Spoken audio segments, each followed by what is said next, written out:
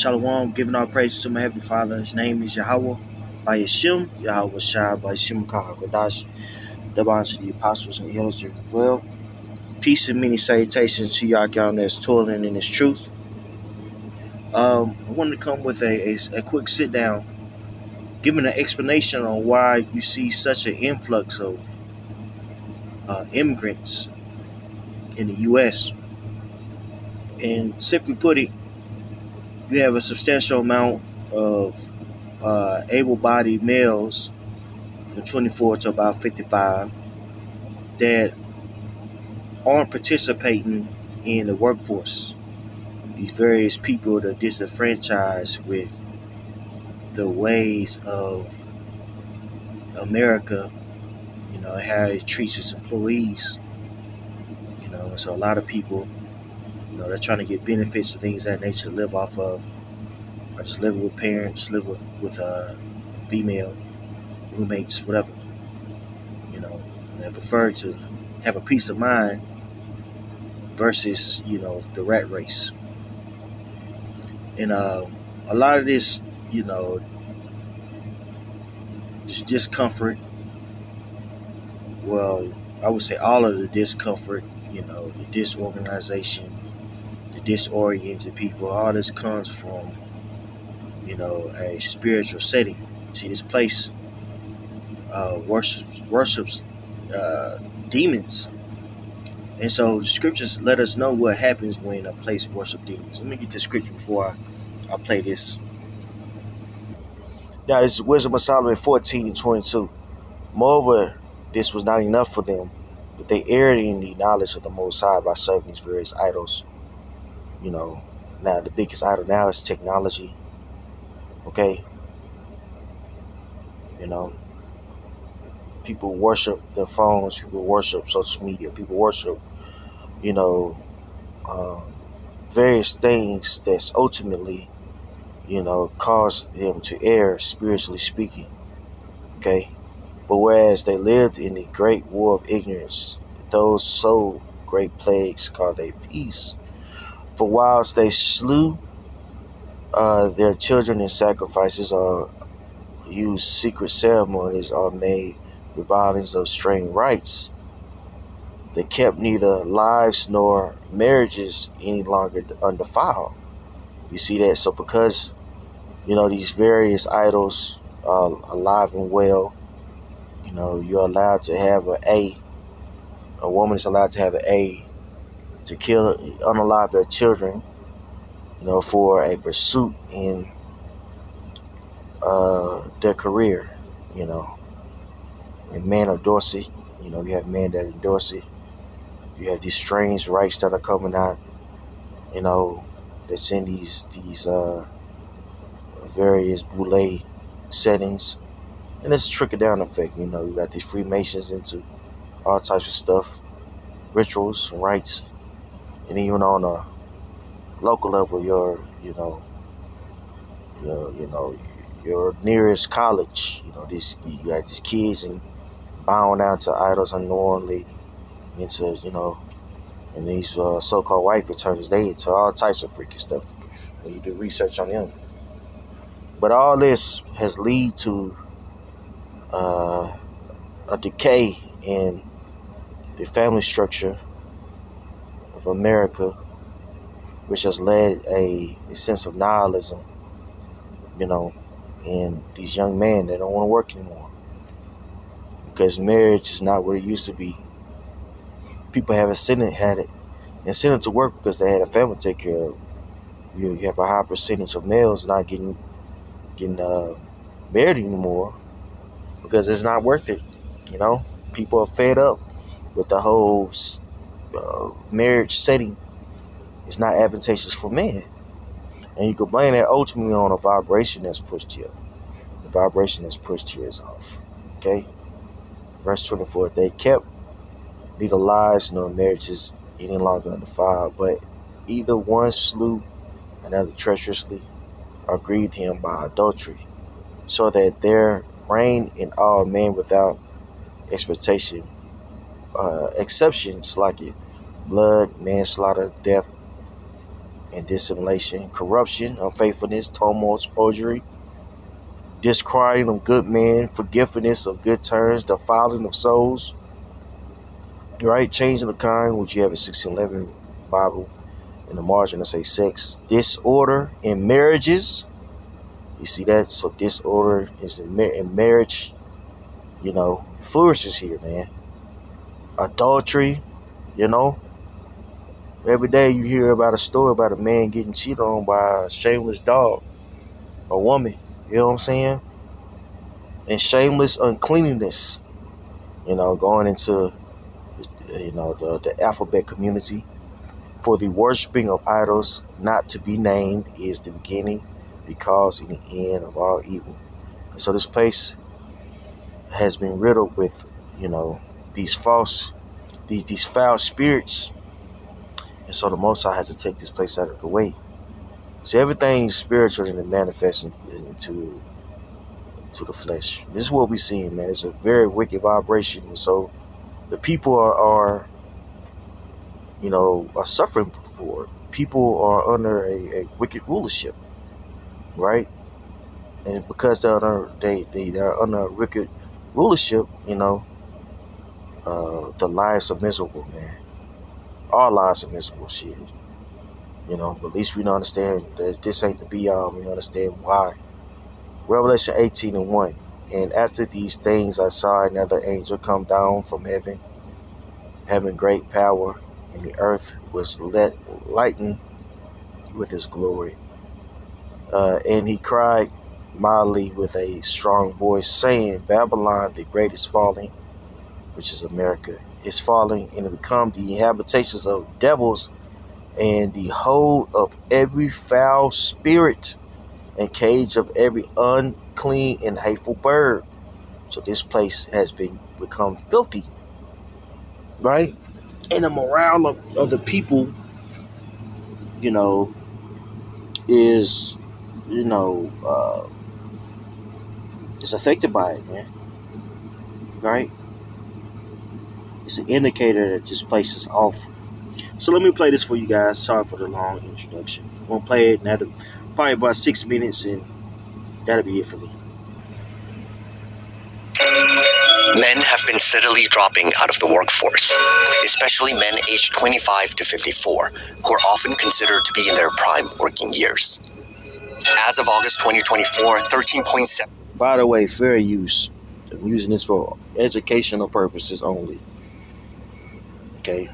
7% of prime age men were not working, compared to just 7.2% in 1954. The long-term decline in labor force participation by so-called prime age men is a tremendous worry for our society, for our economy, and probably also for our political system. There's a surplus of prime age workers who could be working and aren't, and that's this puzzling problem. The unemployment rate for prime age working men sat at 3.4% in August 2024. This number primarily includes those who are unemployed and looking for a job. But about 10.5% of men in their prime working years, or roughly 6.8 million men nationwide, are neither working nor looking for employment, compared to just 2.5% in 1954. What's surprising is it's not a COVID phenomenon, it's not a recession phenomenon. And for every prime age man who is unemployed and looking for a job, there are more than 3, in some years 4, who are neither working nor looking for work. So what's driving men out of the workforce? And if left unchecked, what impact will it have on the U.S. economy? Nearly half of prime age men out of the workforce cited obsolete skills, lack of education and training, poor work record, or security issues as a reason preventing them from work.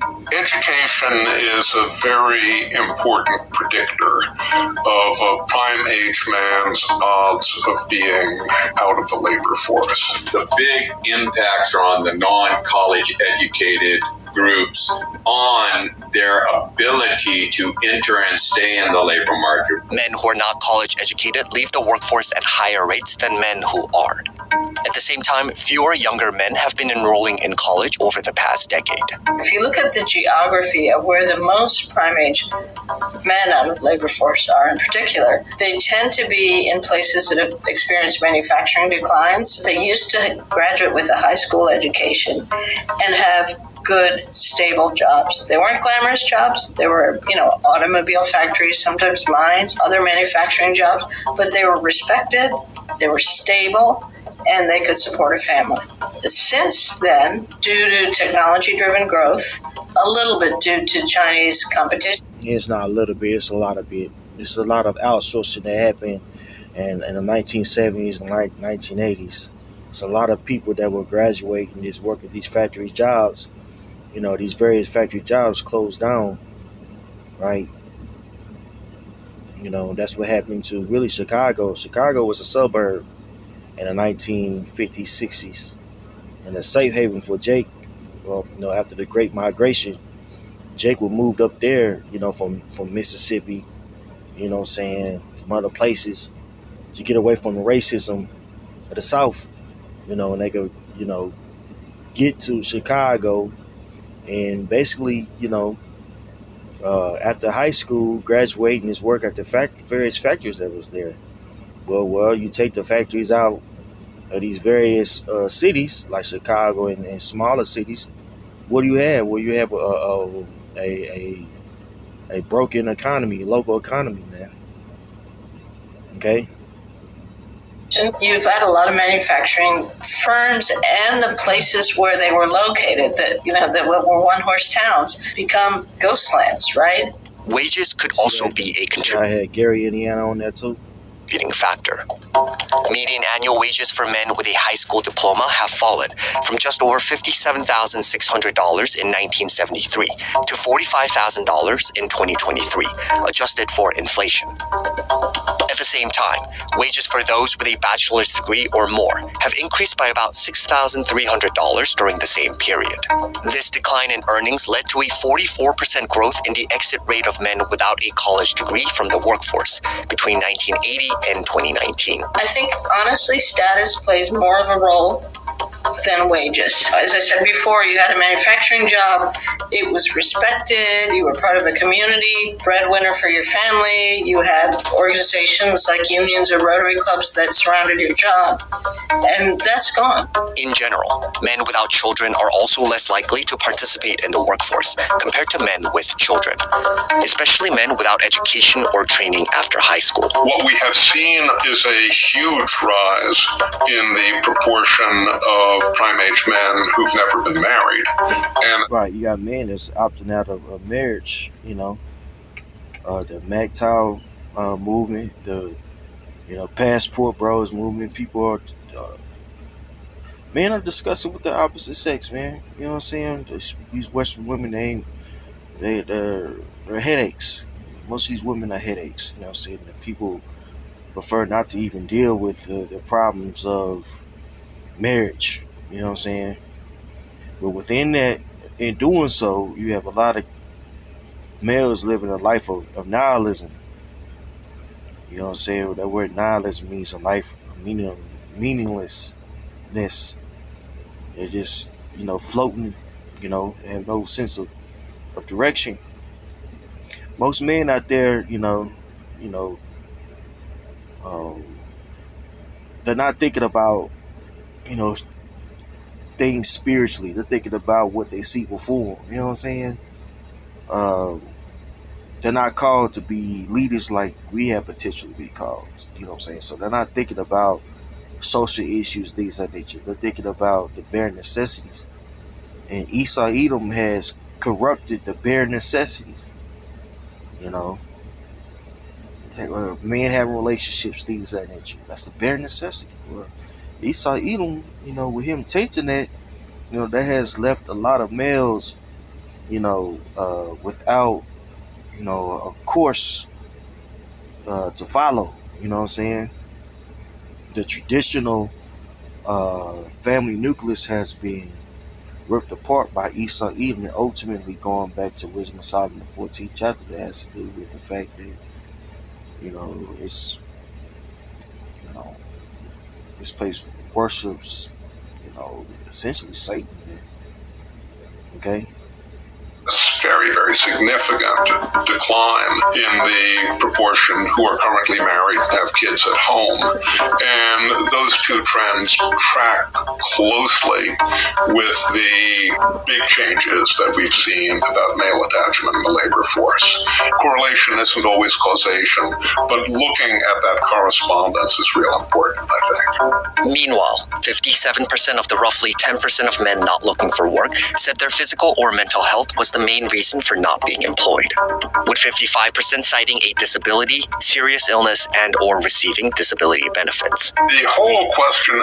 Yeah, you got a lot of people out there a lot of these guys out here, they on drugs too. So just wanted to give that, as you can see, to work these jobs, these various jobs, warehouse jobs, these that nature, you need somebody to come and fill in that gap.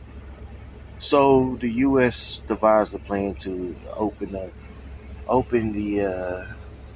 the borders and allow certain people in, and pay certain immigrants to come in, to fill these gaps. That's why there's such an influx of so-called Haitians or Levites in Springfield, Ohio.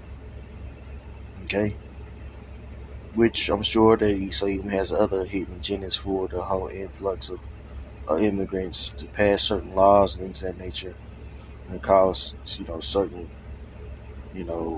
problems. So they already have a solution arise. But the underlying thing is, this place needs workers, and coming in a time of war, countries become more and more isolated to where they have to be more self-reliant. In America, its GDP doesn't produce much. It gives services, things of that nature, but as far as producing certain things, it's not as